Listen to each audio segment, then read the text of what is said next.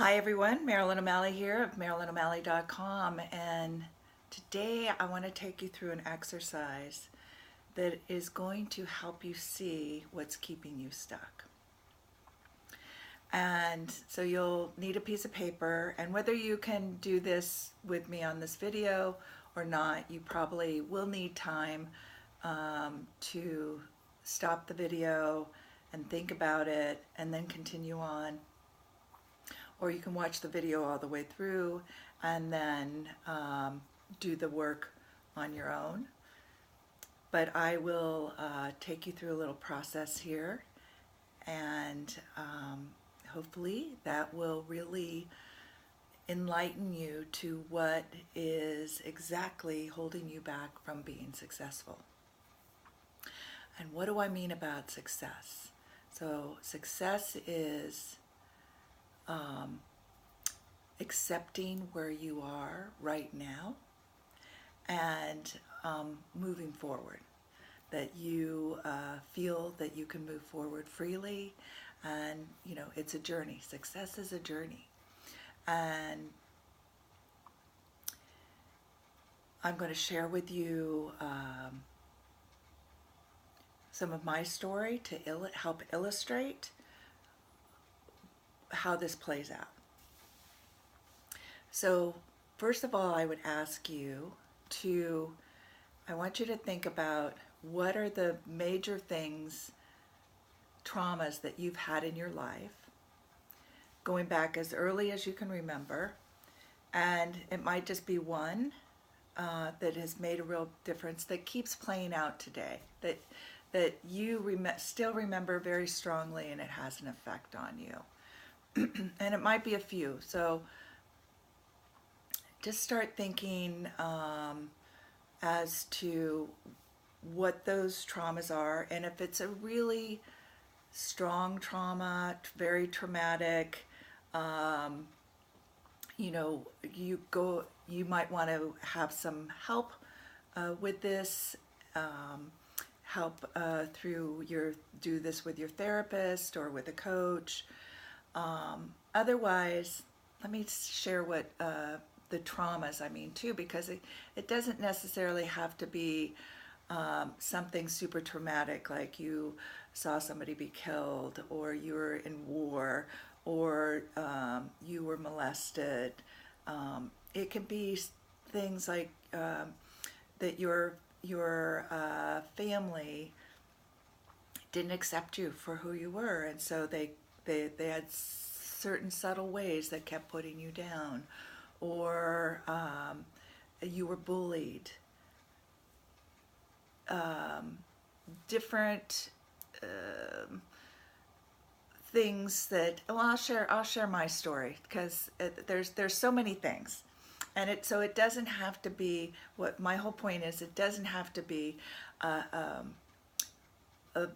super, what we would think, traumatic thing. It has to be something that affected us, that made us not feel good about the situation, feel good about ourselves, and it became like a memory in our body. So one for me was when I was 4 years old. My mom was getting ready to go to work. I was sitting on a table watching the I Love Lucy show, kind of playing and enjoying myself. And my dad came home late. And my parents, I remember them at the door getting in this huge fight. And really what was happening, my dad came home late and my mom needed to go to work.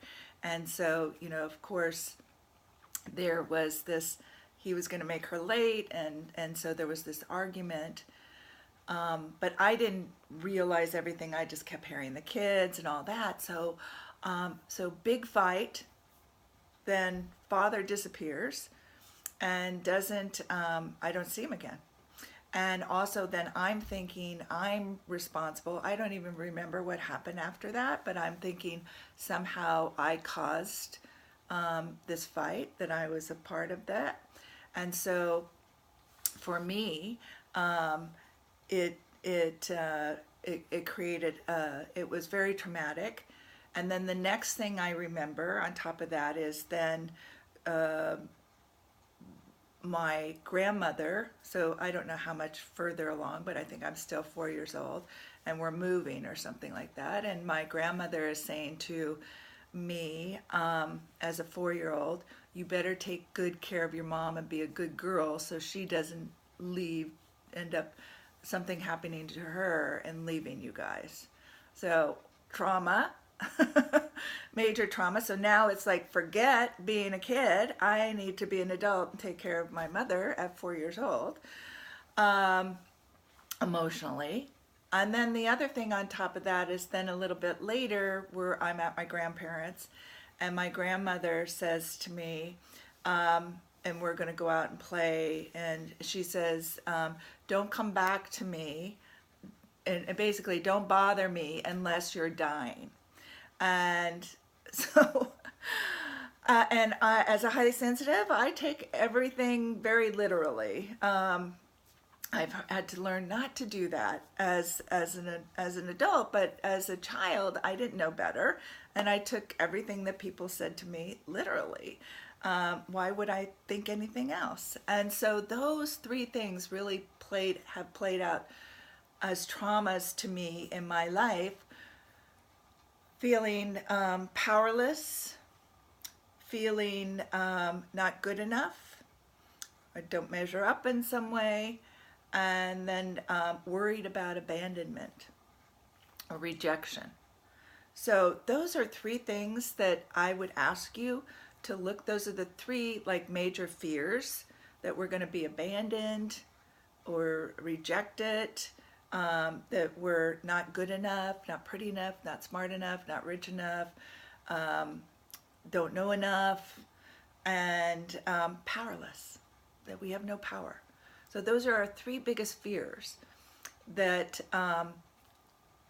that come from traumas in our life. And so I want you to find out, and so what we can call this is like your worst days. You know, these are your worst days, and the fears that are created from those, that get triggered with other things, these are playing over and over and over in subtle ways in your body and in your thoughts and in creating emotions. And so from those three events, what I had to learn, and those three events start because I start to believe I'm powerless, and I start to believe that, you know, I'm responsible for other people's feelings and angst, and so I could be too much, and I'm not good enough, and not wanting to be rejected or abandoned. So I will do and show up in the world in different ways to make those not true, you know, to find ways to be powerful, like be a perfectionist and do things really well and take care of everybody else, or be a people pleaser, right? I'll do all these things in order for me to feel powerful. And I'm also doing all those things in order for people to not reject me or not abandon me, so that I'm valuable and they'll want me around and they'll never leave me and I'll never be alone, right? And then having to be feel that I am enough, right? So particularly for me, one was smart enough. So I read and educate myself. I'm aware of a lot of things. I pay a lot of attention. I try to know a lot of things. And then the good enough, it was, somehow paying attention to what other people wanted. And, am I sexy enough? Am I good enough parent? Am I good enough partner? Good enough wife? Good enough friend? Good enough community person, so it was just all the time. It was like I had these measurements and things that I was trying to live up to that were arbitrary, that were things that were coming from me, and that my worst days, those traumas that happened to me in childhood, were driving all my actions and my beliefs and the feelings in my body. And that's what's happening to you. So once you can get and start to see, like, okay, how are the ways that I'm either feeling power, I'm playing those, my past experience, my worst days, my traumas, how are they showing up that I am afraid of being abandoned or judged? And how am I reacting on those in order to, what protections am I putting up? What actions am I taking to make it either validate that those are true, right? So we make everything that we believe to be true. So all of those things, that I'm not enough, I will be abandoned, or I'm going to be judged, and that I'm powerless, our world will show up to us like that because we're looking for all the ways that's happening. And so can you see how this would keep you from being successful? This would keep you from totally accepting who you are and where you're at right now, and in order to move forward and value who you are and all your gifts and talents and genius and creative abilities and etc. Everything, how that would hold you back and try and make yourself really safe and protected, and all these little things that you're doing, how you self-sabotage successes in your life. So that's what I want you to look at. It's like, look back, and so where are my traumas that are really affecting me today? And go back as early as they are. And again, if you need help figuring that out, find somebody, find a coach like me, find a therapist, somebody who's trained in it, because you have to be able to see, help you see and hold the space for you to process if you need to process, but also help you move forward. So the second part of what I'm going to share with you now, right, is so the metaphor is here, like, you've been living your worst day, and what I want you to now shift to is living your best day. So the other thing that you can think of, so after you get clear on your worst day or accumulation of a couple traumas like I shared that have been affecting me my whole life and that I've worked through now, but so getting clear on what those are and how those are driving you. And then I want you to take the time and now think of your best days. Think of the best day of your life. And you know what? If you don't have a best day, or not something you think, just imagine, what would your best day be like? And I want you to write down, how are you feeling? What are the different feelings that are going through you? What are you wearing? How's your body moving? What are you thinking? What's the environment like? Just as many subtleties as you can get that would really help you form a picture that is kind of the opposite of what you've been living, that's been holding you back, right? If you were at your best and everything was possible, no limitations, what would you be feeling, thinking? How would your body move? What would your mind be like? What's the environment?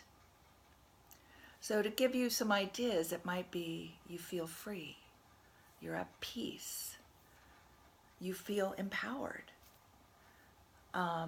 you feel worthy, right? You are enough. You love yourself. You love people.